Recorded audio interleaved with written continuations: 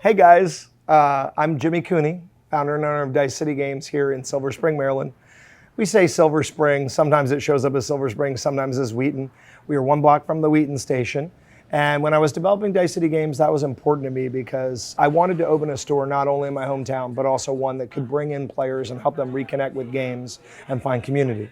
So for me, that meant a lot of things. I had grown up playing Dungeons and Dragons. That's a big part of Dice City Games. We sell the books, we have some minis, we have bi-weekly D&D game nights. And then Magic the Gathering was another big one for me. I played casually for years, I played in tournaments. I wanted a store where people can come and connect, whether they're tournament players or casual.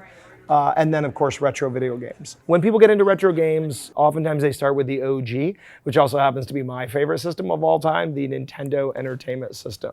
So this bad boy is the original control deck unit, which has 2 controllers and the system. A beautiful box copy. That's an example of one of the great things you can come find at Dice City Games. And of course, the most popular game for it, Super Mario Bros. 3. I believe it was 1989. This game changed the world. Mario fever took a form no one had ever seen. Mario became the most recognized human-created character, outpacing Mickey Mouse. And my favorite thing is at Dice City, you can find a copy of this game, beat up for probably $20. You can find a nice clean copy for $30, $35, or you can find a box copy in the $90 to $110 range, depending on its condition. This is a beautiful copy. You can see the corners are great, manual's great, everything's included, and that's $110. One of my favorite things that is unique to Dice City Games is that we have a focus on import gaming. Now, mostly it's American games in English, easy to pick up and play. But back in the day, in old magazines like Game Pro and Electronic Gaming Monthly, I would read about exotic imports. And one of my favorites was Japan's version of the TurboGrafx 16, which is called the PC Engine. Here you see Altered Beast. That game was not on Nintendo. It was a major reason to get a Turbo or a Genesis. Newtopia, Hudson Soft's answer to Legend of Zelda. R-Type, again, one of the greatest horizontal shooters of all time. Space Harrier. So great games on this system. You'd read about them in these magazines, and you'd never be sure if they would arrive to our shores. Sometimes they did, sometimes they didn't. So Magic the Gathering is a trading card game. That means you buy packs of cards, and inside of them, there may be random cards that you're looking for to build a deck. There are several ways to play Magic, but the most popular ways involve collecting individual cards called singles, which we sell plentifully at Dice City Games, and then building a deck. Magic is a game of resource management where you have a resource called mana, which is produced by lands. The idea of Magic is kind of that you're a wizard that can summon armies and cast spells and manipulate fates. And 2 people play against each other, much like a game of chess, doing strategic moves to draw cards from their deck and then play those cards, aka cast them like a wizard casts spells, and then battle the creatures that generally are in decks in order to determine a winner. People will come out, they'll sit down with 4 friends, and they'll just kind of camp out.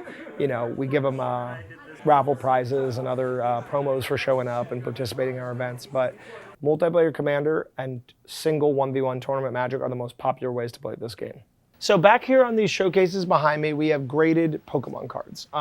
Now, Pokémon is obviously one of the long-standing trading card games. Pokémon is both played and collected by people all over the world. And some people just play it. Some people just collect it and they put them in binders, like you see these binders behind me. We sell these. But if you really want to memorialize your card and you want to encase it in something that's going to protect it forever, and perhaps even more if you want to get a consensus of the condition of that card, you turn to one of the experts. So over the years, I've had many cards graded, submitted, and we've also purchased and took in trade many graded cards. So graded cards, like you see behind me, often have one of 3 major companies behind them. So one of my favorite examples of a near mint card in the store right now is this. This has been deemed to be a Gem Mint 10, Red Cheeks Pikachu. A variant of Pikachu from the very first set. So this card could be worth a lot less if it was a reprint or not in this shape. So with the PSA 10 on one of the most iconic handful of Pokemon ever printed, that makes this card command a $5,000 price. Now that's determined by a combination of things. The demand for the card, right? Your classic supply and demand. I've got kids who are as young as 5, 6, 7, 8 years old coming to buy Atari and NES, and it blows me away. But thanks to either YouTube, going to a convention for the first time, or maybe being in a friend's house, they've now been exposed to Super Mario, Pikachu, Legend of Zelda, Link, all the cast of the classic games that I grew up playing with and loving.